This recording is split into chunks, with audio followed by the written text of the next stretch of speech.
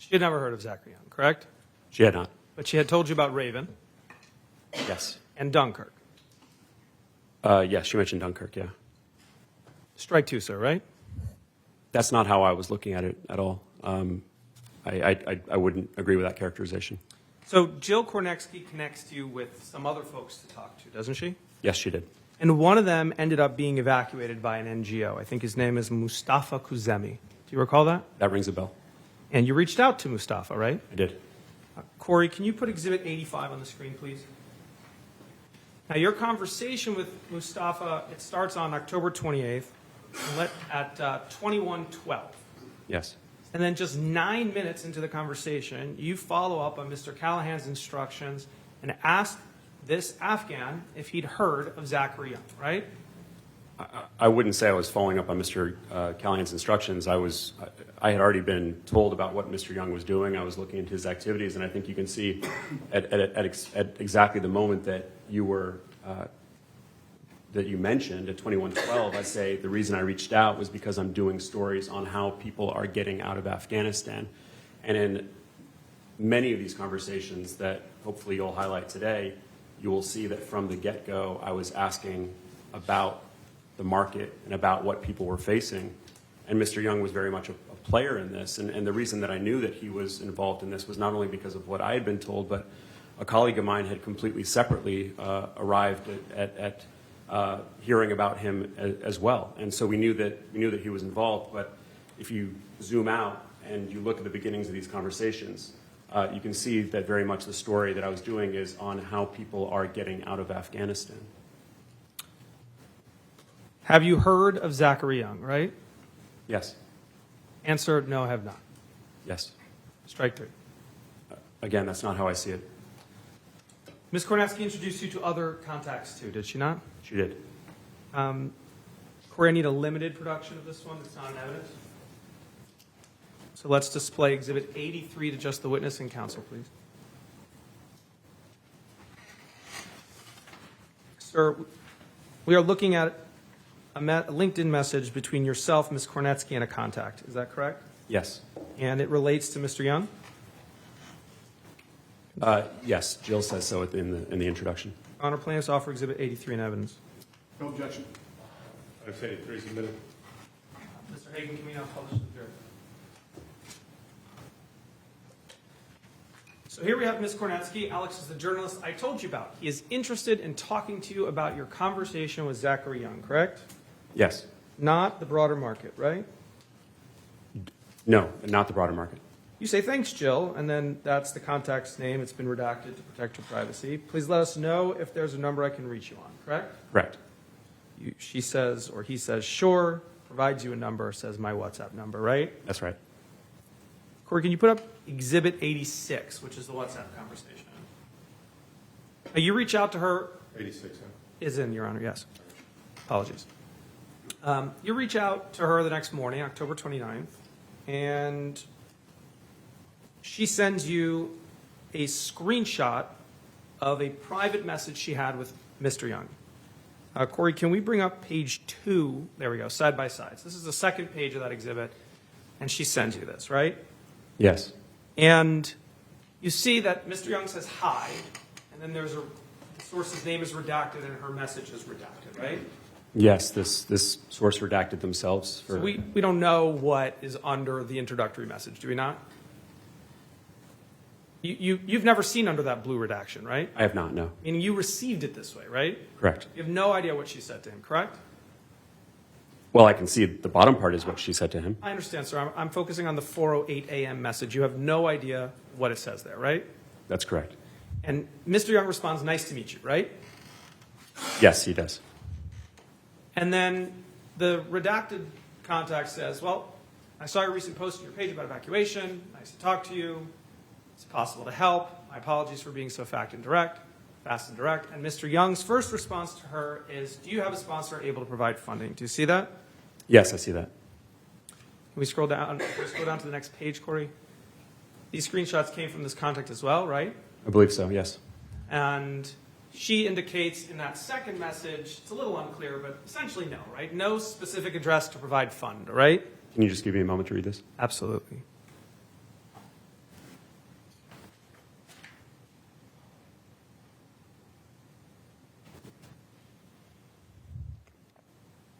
Yes, I believe she's saying with address that she does not have a sponsor. And so Mr. Young tells her, listen, we can help, but I think it's supposed to be but, there are costs associated. I'm sorry for that. What we do is very difficult. And then the contact responds a couple times, but there's no response from Mr. Young. Is that correct?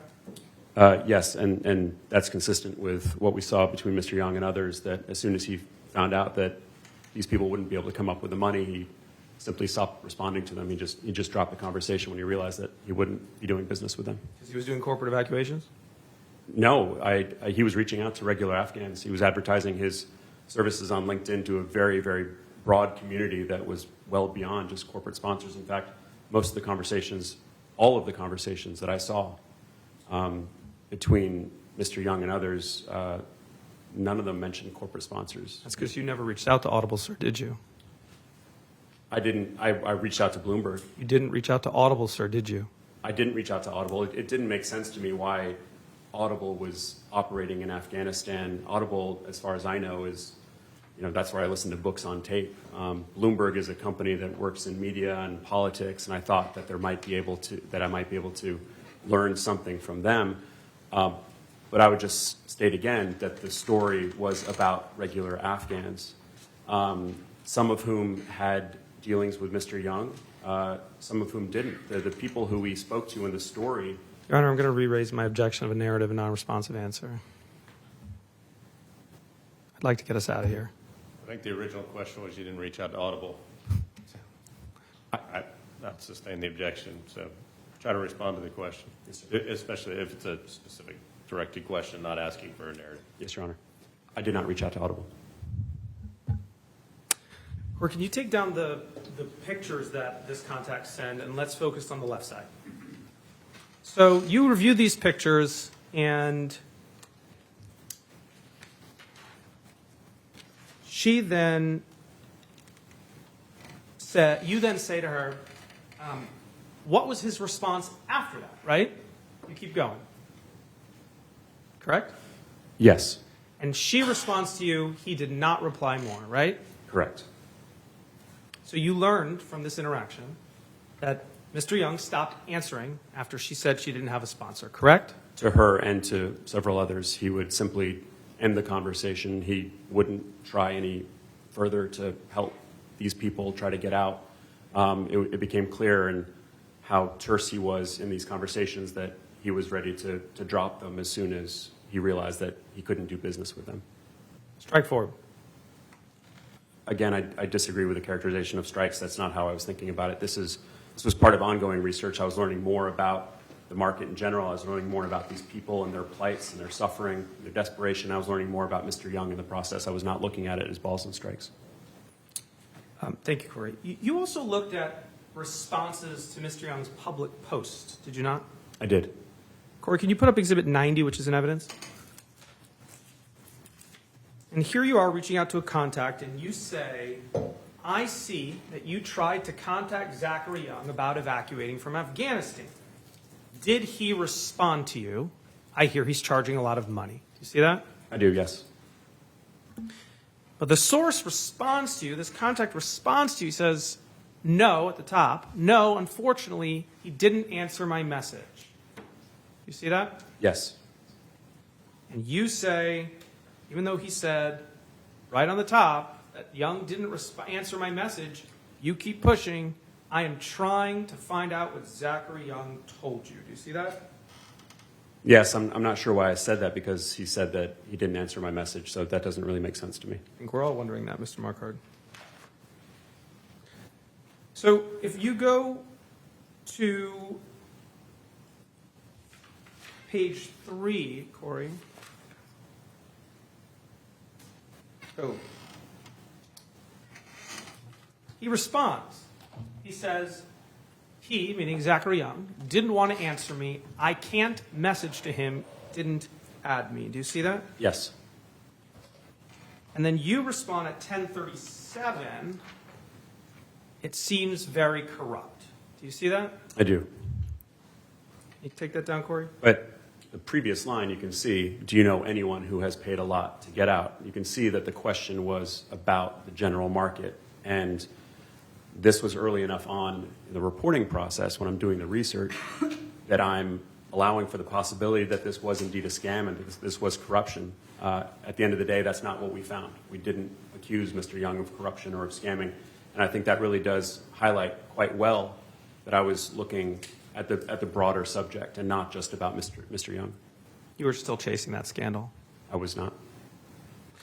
Well, then you take the conversation with the source to WhatsApp. I will represent to you your counsel stipulated during the course of discovery it's the same person. Mr. Alex Marquardt, if you'd like to check me on that, you can look at volume 2. Objection. If this is evidence, we can just move on. Okay, great. Corey, can you put up Exhibit 92? It is, Your No Honor. idea what Mr. Friedman's talking about. All right, well, if you want to have a sidebar, you can call for it. I'm not going to. I guess, were you saying that Miss, WhatsApp chat is the same person who was on those last? correct, and Ms. Schulman stipulated it during the course of discovery to make things easier. I was just trying to help the witness out, Your Honor, that's it. It's in the deposition transcript. Your Honor, as part of the pretrial process, we could have agreed to stipulations. I don't know what Mr. Friedman's doing right now, but I don't think it's that important. I think we can just move on. All right. Why don't you ask Ms. Marquardt a question Okay. pertaining to this chat? Margaret, do you recognize this WhatsApp as the continuation of the LinkedIn conversation we were just seeing? I'll take your word for it. It's hard for me to tell with the name blocked out. Okay, so Your Honor, this is what I was trying to avoid, and so I can, Your Honor, in Volume 2, page 51, lines 9 through 14, during the course of Mr. Marquardt's deposition, to avoid this issue. Objection. Hang on. I'm not going to describe it. Page 52. Yeah, In volume 1 or 2. Volume 2, sir. Oh, was it 51? 51, sorry. Volume 2, page 51, lines 9 through 14.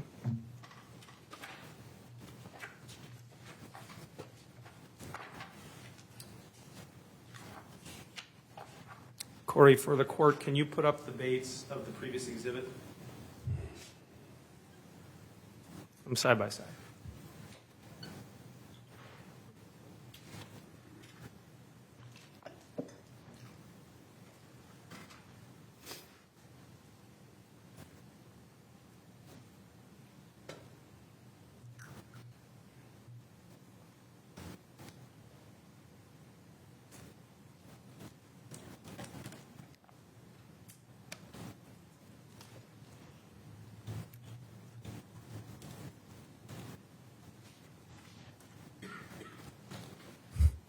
Do you want to We can continue. agree of what's on the record in the depot? And It's fine. It's not that important. We can move forward. No, I find it important. I'd like the stipulation either through your order or can I read what was stipulated here? That's fine, Your Honor. All right. Just for the jury's benefit, the individual that's in PX 90, starting at Bates page CNN 000773, whose name is redacted, it was stipulated that that is the same source as the individual in PX 092, which is Bates stamp CNN 000776. Okay. Okay, thank you. Can you take the LinkedIn conversation? Let's go back to WhatsApp. So, sir, this is the same person. You saw? Yes, sir. Okay. And you follow up, let's see, page 1 at 10:43 a.m. And you say, he says to you, or this contact says to you, if you can please help me to evacuate from Afghanistan, help. You see that? Yes. And you respond, there is nothing I can do myself except to tell your story and show the world how important it is. Do you see that? Yes, and this is something that continues to this day. People in Afghanistan reaching out to me, asking if I can get them out of the country. You know, they look at me as a... Your Honor, objection, non-responsive, narrative response. I said, do you see I'll overrule the objection. You can finish your answer. Thank you, sir.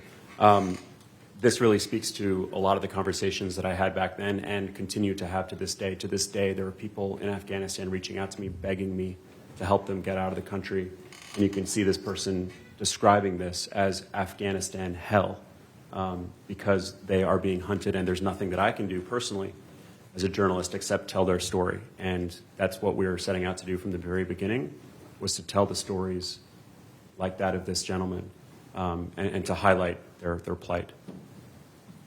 I do see this. So you were still chasing that worldwide story, sir? I was reporting on the story, yes. Now, this gentleman has twice told you he didn't talk to Mr. Young, but you ask again, sir. Can we go to 11:15 a.m., Corey? You say you only spoke with Zachary Young. You said he didn't answer you. And he responds, yes. Do you see that? Yes. Take that. Oh, no. Let's go to, so you confirmed it again. Let's go to 11:19, please. Now, you say, there's evidence I can see of this. Is there evidence I can see of this big business? I'm gathering evidence of this business, of these scams. I want to expose them. Do you see that? I do. So still looking for scams to expose on international TV, correct? You can see very clearly here that what I'm reporting on is the big business. And this was indeed a big business. And people were charging incredible amounts of money that these people could not afford. And I was allowing for the possibility that there were scams involved in that. And I still think that there were scams that took place, but that's not what we reported on. We just talked about the high prices that these people were facing. So you got to these questions after you 3 times asked him about Zachary Young, correct? I'll take your word for it. All right. Can you take that down, please, Corey? So he had no information on Mr. Young, correct? He confirmed that there was a big business, and that was very important to my reporting process, to my understanding of what was going on. Even if people didn't have contact with Mr. Young, I knew that the story was not about Mr. Young. It was about, as this person called it, the big business. So this was yet another conversation that helped in my reporting. That even if he hadn't had contact with Mr. Young, he confirmed that there was a market, and that there was business going on here. No information on Mr. Young, correct? Not specifically, no, just on a market that he was participating in. Strike 5. Not how I was looking at it, sir. You reached out to more people about Mr. Young, did you not? I did, quite a few. Corey, can you put up Exhibit 91? Here's another LinkedIn message. Here you say, I see you tried to contact Zachary Young about evacuating from Afghanistan. Did he respond to you? I hear he's charging a lot of money. Do you see that? I do, yes. Now, Corey, you then give him your WhatsApp number, and you say, he says to you, at 2:11 p.m., I have messaged you in WhatsApp, right? Yes. Corey, leave that on the left side, please, and can you bring up Exhibit 96, which is also in evidence on the right side. Now, I don't have the names because they're all been redacted, sir, but if you take a look, the very first message from him, good day, sir, is exactly 1 minute after the LinkedIn conversation. It's 14:12, which is 2:12. So he tells you, I've messaged you in WhatsApp on 2:11, and at 2:12 you receive this message. So I'm assuming it's the same person. Can you confirm that for me? Yes. Great. Corey, can you put it down on the left side? Let's focus on the WhatsApp. He says at 2:15, Corey, let's jump to 2:15. He says, yes, I contacted Mr. Zachary Young. He didn't respond to my messages, correct? Yes. So strike 6. No. I was not looking at it as balls and strikes. You swung and missed 6 times. That's not correct. And you can see in the continuation of that conversation, there are people outside asking for money, and they will make the paperwork. There are people outside asking for money, and that's the story that I was working on. And I ended up using this gentleman in the story, despite the fact that he hadn't had contact with Mr. Young. The reason I found him was because he had reached out to Mr. Young. But this really does speak to the fact that this was a much broader story about the people asking for money from this father who had 2 children and who was, because he was working with Americans, was being hunted by the Taliban. That was the story that I was working on. Corey, can you highlight people outside asking for money that will make like paperwork, like recommendation letters and HR records? Sir, Yes. your story did not include reporting on people making fake paperwork and HR letters, did it? No, I thought about doing a story later on. I saw from sources what looked like fake paperwork and that kind of thing, but this story was not about scams. It was just about the very high prices that people were facing to get out of the country. Your story did include Zachary Young, did it not? It did.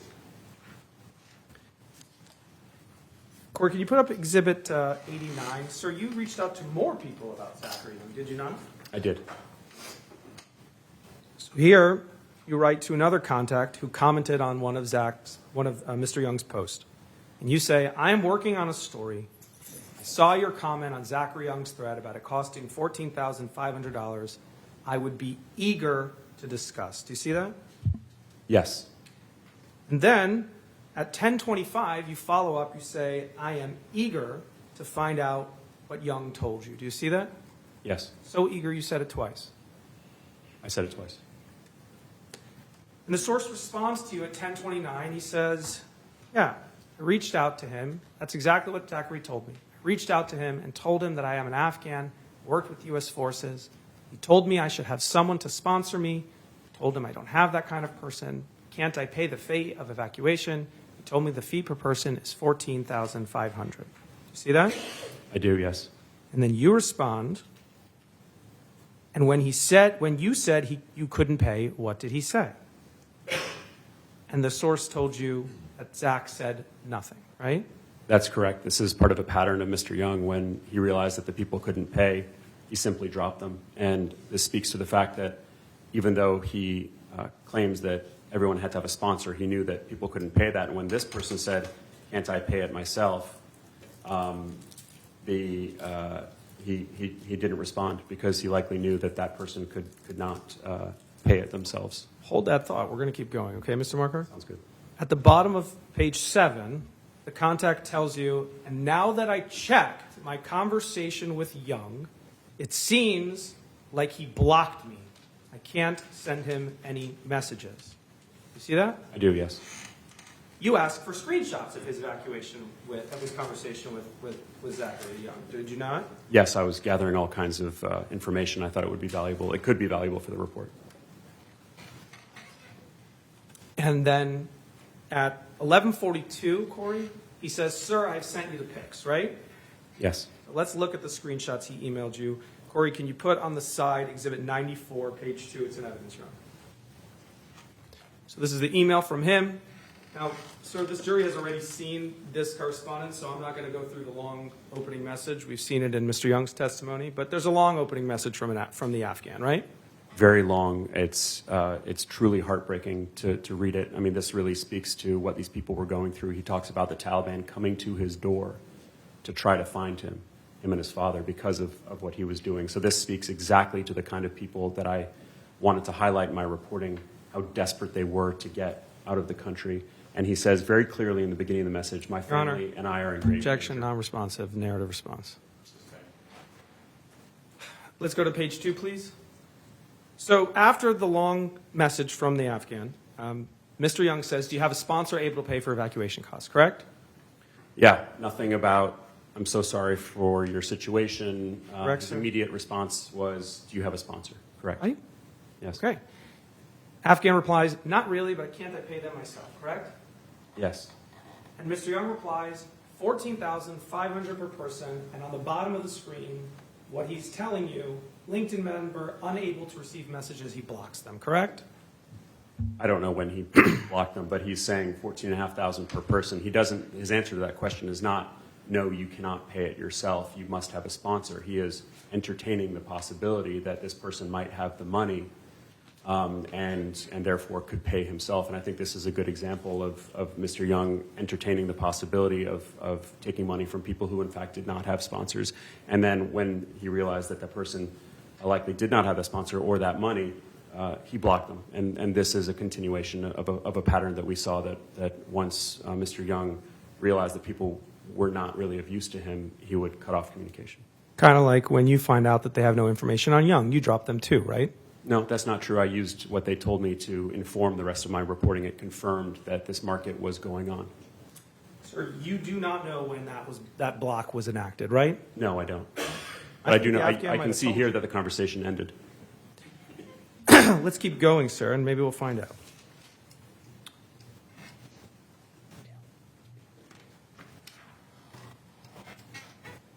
Let's go back to the LinkedIn conversation on the left side. You keep pushing, sir. You say, after he gave you the price, that was the end? You see that? I do. And the source responds to you at 11:46. Yes. He did not say anything. And after he told me about the price, I was no longer able to message him. You can see it in the end of the picture. You see that? Yes, it looks like the conversation So, ended sir, abruptly. the Afghan told you that the block occurred right after he was told about the price, correct? Okay, I take your word for it, yeah, and his. Take it down, sir. Thank you. So this source's interaction with Zach, with Mr. Young, is being asked if he had a sponsor. The source saying no, but asking if he can pay for himself. Zach telling him a price he could never afford to pay. You agree with that, right? I do, and by Mr. Young's own admission, these people couldn't afford that. And then being blocked, right? Right. Strike 7. Again, that's not how I was looking at it. And what we would later hear from Mr. Young was that his efforts were to align corporate sponsors with people, align sponsors, essentially find the sponsors for these people. But what we're learning here, and what is very clear, is that Mr. Young was putting the pressure on those people who, keep in mind, were running for their lives, who were being hunted by the Taliban, who were being targeted by the Taliban. He was telling them, you need to go out and find that money in order for me to help you. He was not finding the sponsors for those people. He was just working for corporations. That's not true. You can see right there he was engaging with a regular person. 7 people contacted we just looked at, correct? I'll take your word for it. I said strike 7. Did I miscount? I don't look at it as balls and strikes. Regardless, it was 7 people, correct? I will take your word for it. I wasn't counting. 5 had no interaction from Zach. I'll take your word for it. 2 had been told they needed sponsors and then were blocked or ignored, correct? Yes. No evidence of Zach engaging in a scam, correct? No evidence he engaged in a scam, and that's not at all what we reported in the end. We just reported that he was charging high prices. No evidence of Mr. Young engaging in deception, correct? No. No evidence of him engaging in fraud, correct? No. But you kept watching him anyway, isn't that true? I kept doing my research, and none of those words that you used were ever anywhere in the reporting that we did. These were things that I was considering, and when I found that he was not doing them, I did not say that he did them. You kept watching him anyway, sir, correct? What do you mean by watching, sir? Okay, you tell us. Corey, can you put Exhibit 102 on the screen? This is an evidence, Judge. Let's go to page 1. This is an email from you, Mr. Marquardt, on November 1st to Mr. Phillips, Mr. Callahan, Katie Bo-Lillis, and your opening sentence, I think this is the same guy I've been watching, Zachary Young. Do you see that? Yes. What I mean here is that I'm looking into, that I'm researching. And, sir, you looked at Zachary Young's LinkedIn profile a million times, did you not? I wasn't able to. He never accepted my request. Corey, can you put up Exhibit 112 on, 112 on the screen? It's an evidence, Judge. Let's go to page 3. These are text messages between yourself and Katie Bo-Lillis. She says, or he has premium. This is LinkedIn Premium, right? Yeah. And you can see who is looking at his profile. Do you see that? Yes. And you respond, right, probably that. I've looked a million times. Do you see that, sir? I've looked for him a million times. I don't recall ever seeing his actual profile. I see. So you were trying to figure out how it just fortuitously happened that Mr. Young connected with Katie Bo-Lillis on LinkedIn. Isn't that right? I'm sorry, repeat the question? Yeah, you were here discussing with Katie Bo-Lillis, who's Williams at the time. She's since married, correct? Correct. And so you were talking with Katie Bo-Lillis, and you were trying to figure out how it was that Mr. Young reached out to Katie Bo-Lillis for a connection. And she says he has premium and is maybe looking at to see who is looking at his profile. I'm not sure if that's what we were discussing there. All right. So by this point, Corey, think you can take that down. You had zeroed in on Zachary Young. Isn't that correct? Mr. Young was the way that I learned about the story. Mr. Young, I learned quite early on, and thanks to Ms. Lillis, I confirmed was very much a part of this market that we were looking into. And so I think everything that you've been showing for the past few minutes is just evidence of all the research that I was doing into this market and into Mr. Young's role in this market. And I think it demonstrates how thorough we were being in trying to understand everything that was going on. You had zeroed in on Mr. Young, correct? Mr. Young, we certainly thought was going to be part of this story, but we were allowing for the possibility that he wouldn't be. But I only learned about this market and what was going on because I had learned about Mr. Young. So I was doing some research, quite a bit of research about Mr. Young. Corey, can we get a limited production? This is not yet an evidence of Exhibit 99.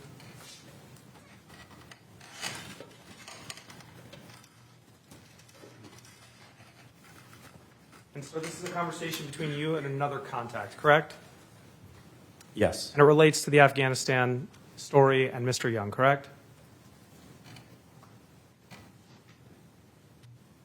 I don't see Mr. Young referenced in here. At the very top, you can see that I'm talking about the exploitation of people getting out of Afghanistan. This was a conversation about that story. Your Honor, plaintiffs offer Exhibit 99 to evidence. No objection. Plaintiffs, 99, Yes, sir. will be admitted. Mr. Hagan, can we publish that to the jury now, please? Corey, can you take us to page 3? And I'm looking at 15:30 and 55 seconds. Sir, a message from you. Well, there's always room for more good material. We have zeroed in on an American offering outrageous prices. Do you see that? I do, yes. You had zeroed in on this American, had you not? Yeah, we had learned about him, and we were focused on him. Are you unwilling to own your own words, Mr. Marquardt? You had zeroed in on an American offering outrageous prices, correct? I think it's been very clear from everything you've shown that Mr. Young was certainly a person of great interest to me, and I was trying to figure this out. And this is, mind you, 9 days before the eventual publication of the piece. And so that far out, we don't know what the piece is actually going to look like. Is it going to be a profile of Mr. Young? Is it going to be entirely about him? Is it going to be about the broader subject? But you know from the very beginning of my process that I was looking at the entire process, the entire market of which Mr. Young was a part, and I had identified him as a player in that market, and I was focusing on him. In that speech, you not once admitted to using the words zeroed in on an American. Isn't that correct? Mr. Friedman, I do admit that I use those words. Thank you, sir. Corey, can you please take that down? Can we agree, sir, that you investigated Zachary Young? I certainly did, yes. And despite that investigation, you found no evidence that he had committed a crime, correct? That's correct. We never, ever reported him doing anything illegal. And in fact, the court has found, as an established fact, that Zachary Young did not commit a crime or do anything illegal, correct? We agree on that. He did not do anything illegal as far as we know.